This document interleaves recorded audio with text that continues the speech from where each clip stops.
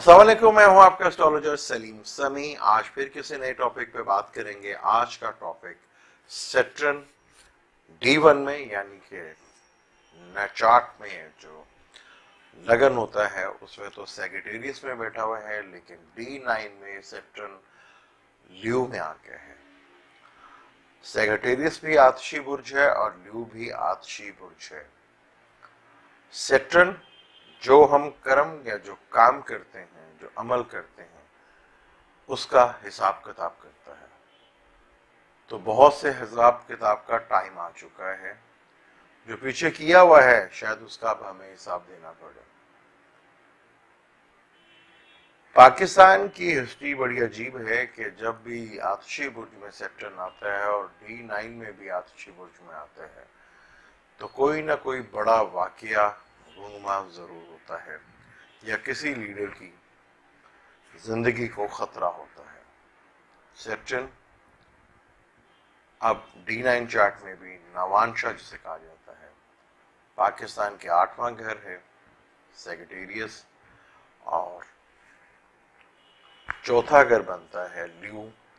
D9 में Saturn जो है वो सैटर्न जो D9 में ल्यू में आ चुका है।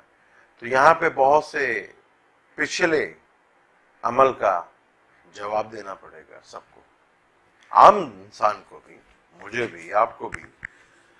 कुछ चीजें बाहर आएंगी, हमारी खुलकर बाहर आएंगी। जो हमने किए हुए हैं अमल, उसका शायद अब हमें देना पड़े हिसाब।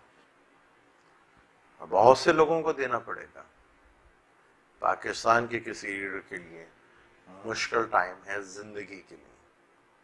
माजी की हिस्ट्री सैटर्न की यही बताती है।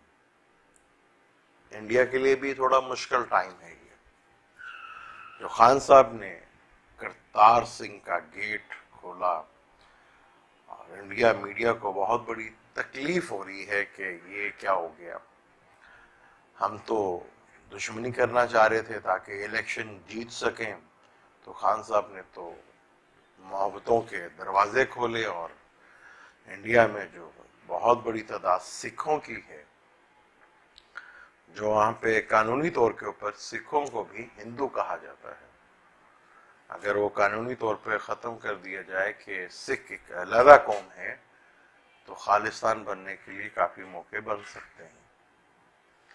क्योंकि टोटल अगर हिंदू जिसे हम कहते हैं, हिंदू जो मजहब है, मजहब नाम की कोई चीज नहीं, हिंदू मजहब नहीं है। इनकी किसी मजहबी किताब में हिंदू वर्ड्स नहीं है। वो सनातन धर्म को मानने वाले लोग हैं जो कि 8 करोड़ हैं। हमें सिख ज्यादा है इनसे। इंडियन मीडिया मोदी को ऐसे पेश कर रहा है, माजी का एक क्रिकेट मैच याद आ गया जब 87 में बेंगलोर का टेस्ट, आप बहुत से लोगों को याद होगा, बेंगलोर का टेस्ट था और वो पाकिस्तान ने जीता। वो टेस्ट बड़ा याद आया। वो उसकी वजह है कि इंडिया के बहुत मायनाज बैट्समैन, उसमें कोई शक नहीं कि वो बहुत बड़े बैट्समैन थे, सुनील गावस्कर, वो बार बार आउट हो रहे थे और इंडियन अंपायर्स जो है वो आउट दे नहीं रहे थे। 96 गालिबन करके वो आउट हुए थे, लेकिन 10 बारियां लेके इंडियन अंपायर्स ने कसम खा ली थी कि आउट देना ही नहीं है। पता नहीं कैसे आउट हो गए वो, वरना इंडियन अंपायर्स का तो कोई इरादा नहीं था आउट देने का।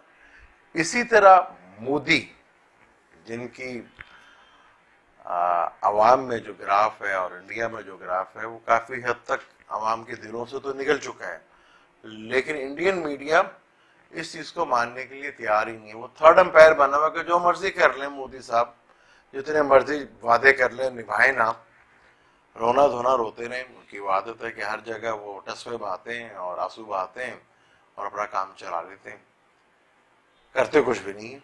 अभी तक तो कोई चीज ऐसी, कोई बड़ी चीज सामने तो नहीं आई उनके। एक 10 साल का हीरा ये है जो कि अच्छा रहा है, और इससे पहले अगर हम 2000 से पीछे चले जाए तो हम इंडिया से बहुत ज्यादा बेहतर थे। अब इंडियन जो मीडिया है वो थर्ड अंपायर बना हुआ है कि आप जो मर्जी कर ले, मोदी साहब आउट होंगे ही नहीं। हम अगला इलेक्शन भी मोदी साहब को, चाहे उनका हमें कातलाना हमला क्यों ना कराना पड़े झूठा, या करवा भी दें, कोई पता नहीं उनका, हमने थर्ड अंपायर बन के आउट नहीं देना मोदी साहब को। लेकिन अब हालात डिफरेंट हैं, सेक्टर जो है वो आ गया है। इंडिया की चाल है कि हम मोदी सरकार को ही लेकर आएंगे और एक अखंड भारत का, जो अखंड भारत है वो बनाए। तो बनना चाहिए अखंड भारत, क्योंकि अखंड भारत की जो सीमें थी वो जो उनकी शुरू होता था जहाँ पे, वो ईरान से लेकर इंडोनेशिया तक था।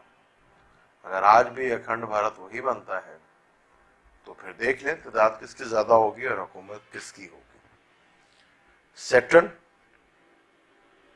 D9 में भी सैटर्न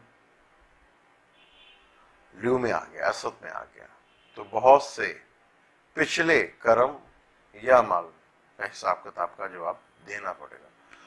कहा था, पोस्ट लिखी थी, बड़ा ही मुश्किल टाइम होगा मजाहिब के लिए सैटर्न का बोर्ड सेक्रेटेरियस में आना। मजहब के अंदर ही जो काली भेड़े हैं कि मजहब को बदनाम करेंगे, वो भी सीन आप देख रहे हैं, हो रहा है। वो भी हिसाब किताब देना पड़ेगा सबको। सैटर्न अब आखिरी आतिशी बुर्ज में ल्यू में है, फिर आखिरी उसने सेक्रेटेरियस में भी आना है, नवानशाह में। तो ये बहुत मुश्किल टाइम है, हिसाब किताब देना पड़ेगा। मुझे दे दें इजाजत, इंशाल्लाह फिर किसी नए टॉपिक पे बात करेंगे आपसे। अल्लाह हाफ़िज़।